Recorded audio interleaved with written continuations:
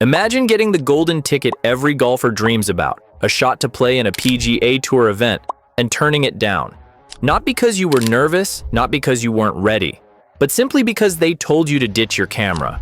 That's exactly the position Grant Horvat, one of golf's fastest-growing digital stars, found himself in when he said no to an invite for the PGA Tour's Barracuda Championship. This is the story of how a 26-year-old YouTuber, who has never teed it up in a PGA Tour event, suddenly became one of the most talked-about names in the sport. And to the old guard of golf, that might be the biggest threat of all. Michigan. A state not typically associated with golf's elite pipeline, but home to countless courses where the game is learned through long summers and short seasons. Grant Horvat was born into this environment, the son of Steve Horvat, a golf professional who understood the game's technical demands and cultural nuances. You might assume Grant was destined for golf from birth, handed a club before he could walk, groomed for professional success from day one. The reality was far different. Grant didn't touch a golf club until he was 12 or 13 years old. His childhood revolved around football, not fairways. To his young mind, golf seemed slow and unexciting, the exact opposite of what he wanted from sports. But proximity matters, and having a father who lived the game meant golf was always within reach, waiting for the moment curiosity might overcome skepticism. That moment arrived when Grant was 13. Something shifted in his perspective, and he approached his father with a simple request: teach me golf. What followed wasn't a crash course or accelerated program designed to create a prodigy. Instead, it was methodical instruction focused on fundamentals: grip, stance, posture, swing mechanics. Steve Horvat built his son's game piece by piece, understanding that shortcuts lead nowhere in golf. The family's move to Florida provided new opportunities for Grant's developing game. He enrolled at Palm Beach Atlantic University, where he played 4 years of college golf. But even during this period, professional golf wasn't his goal. Grant has openly admitted that becoming a tour player never seriously motivated him during college. Golf was something he enjoyed and excelled at, but not something he was willing to sacrifice everything else to pursue at the highest level. Then came the meeting that changed everything. During his final year of college, Grant connected with Garrett from GM Golf, a YouTube channel that was redefining how golf content could look and feel. The chemistry was immediate, and suddenly Grant saw a different pathway, one that combined his golf ability with creative expression and audience building. Rather than following the traditional route through Q School and mini tours, Grant made an unconventional choice. He joined the GM Golf Crew, a collective known for trick shots, creative challenges, and behind-the-scenes content that made golf feel accessible rather than exclusive. Grant's smooth swing and calm demeanor quickly made him a standout within the group. Then came Good, the viral phenomenon that transformed golf's digital landscape. Their content, group matches, travel vlogs, course adventures, regularly generated millions of views. While the PGA Tour struggled to maintain relevance with younger audiences, Grant and his collaborators were building a massive following by making golf feel fun rather than formal. But in late 2022, Grant shocked his audience by announcing his departure from Good. The split wasn't publicly acrimonious, but for fans who had followed the group's rise, it felt like watching a band break up at the height of their success. Internet speculation ran wild. Was there conflict, creative differences, financial disputes? Grant addressed the situation directly through his personal YouTube channel, calling it the hardest decision he'd ever made. His explanation was straightforward. He needed creative control over his content, wanted to build his own schedule, and importantly, desired to move back to Florida to spend more time with his father. The decision wasn't about rejecting collaboration. It was about claiming ownership of his creative direction. The gamble paid off spectacularly.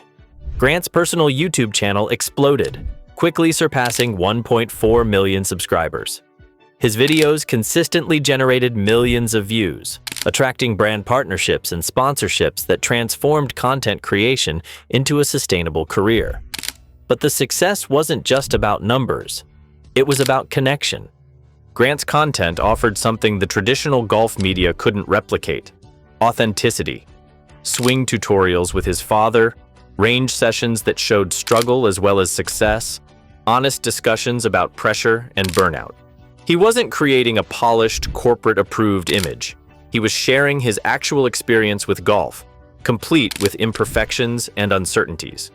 This approach built trust with his audience in ways that traditional sports media rarely achieves. Viewers didn't just watch Grant's content, they felt invested in his journey. He wasn't a distant figure on a pedestal. He was someone they could relate to, learn from, and root for. Then came early 2025, when Grant received a sponsor's exemption to compete in the PGA Tour's Barracuda Championship. For most amateur golfers, this would be the ultimate validation, a chance to test themselves against the world's best players on golf's biggest stage. Grant's response shocked the golf establishment. He declined the invitation. The reason was simple, but profound. The PGA Tour's media policy strictly prohibits independent filming during tournament play.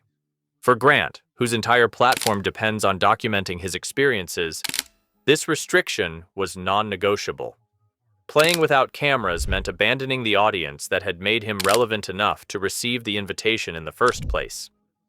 Grant explained his reasoning in a YouTube video that quickly went viral. Without the ability to film, he argued, the experience wouldn't be authentic to who he was as a creator. The irony wasn't lost on fans. The PGA invited him specifically because of his YouTube presence, then demanded he shut off the cameras that built that presence. The response revealed how deeply Grant's audience valued his authenticity. Hundreds of thousands of viewers watched his explanation, with many pointing out the fundamental contradiction in the PGA's approach. They wanted the relevance and attention that Grant could bring, but only on their terms, under their control. Grant's decision forced a conversation that golf's establishment had been avoiding. Who controls the narrative in modern sports? For decades, the answer was simple. The tours, the networks, the traditional media infrastructure determined what stories got told and how they were presented. Digital creators like Grant represent a fundamental challenge to that model. He doesn't need the PGA Tour to reach millions of people. He doesn't need traditional media coverage to build his brand. He's proven that direct audience connection can be more valuable than institutional approval. And that reality represents an existential threat to how professional golf has always operated. To be fair, the PGA Tour hasn't completely ignored the digital revolution. They supported Netflix's Full Swing documentary series, expanded social media presence, and relaxed some of golf's more antiquated presentation rules. But these moves feel like surface-level adaptations, rather than fundamental transformation. The deeper issue is control.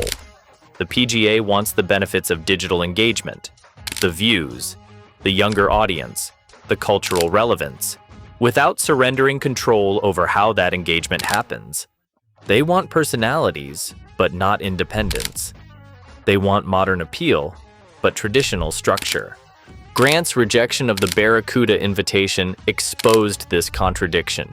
If the tour genuinely wants to connect with the next generation of golf fans, it needs to speak their language. And that language is authenticity, access, and unfiltered connection. Precisely what institutional media policies prevent. The question becomes, what matters more to professional golf's future? The prestige of traditional tournament structures or the genuine connection that digital creators provide? Can the PGA Tour afford to keep choosing institutional control over authentic engagement? Grant Horvat isn't an isolated phenomenon. He's among the first wave of creator athletes who are proving that you can build influence, income, and impact without institutional blessing. More creators are emerging who blend competitive golf with content production, building brands that exist independently of traditional tour structures. This represents a fundamental shift in how athletic success can be defined and monetized. Grant may never win a PGA Tour event or play Augusta National in official competition, but he's already achieved something equally meaningful, building a loyal, engaged audience that doesn't care about traditional credentials. They care about the game itself and the way Grant makes them feel connected to it. That's the real disruption Grant represents. Not a threat to individual players or specific tournaments, but to the entire model of how golf's narrative has traditionally been controlled and distributed. He's proven that in the digital age, authentic connection can be more valuable than institutional approval. The golf establishment can view Grant Horvat as either a threat or an opportunity, as a threat to their control over who gets attention and how golf stories are told, or as an opportunity to understand what modern audiences actually want from their sports consumption. Not polished corporate messaging, but genuine human connection. Grant's story challenges golf to reconsider what success looks like in the 21st century. Is it defined by tour cards and tournament victories? Or by the ability to inspire millions of people to engage with the game, regardless of whether that engagement happens through traditional channels? The answer will determine not just Grant's future, but the future of golf itself. Because the next generation of fans will follow wherever genuine connection leads them, whether golf's traditional institutions approve or not. Grant Horvat turned down a PGA Tour invitation and proved that sometimes the most powerful move is saying no. In doing so, he revealed that in modern golf, influence doesn't require institutional approval. It just requires an authentic voice and an audience willing to listen.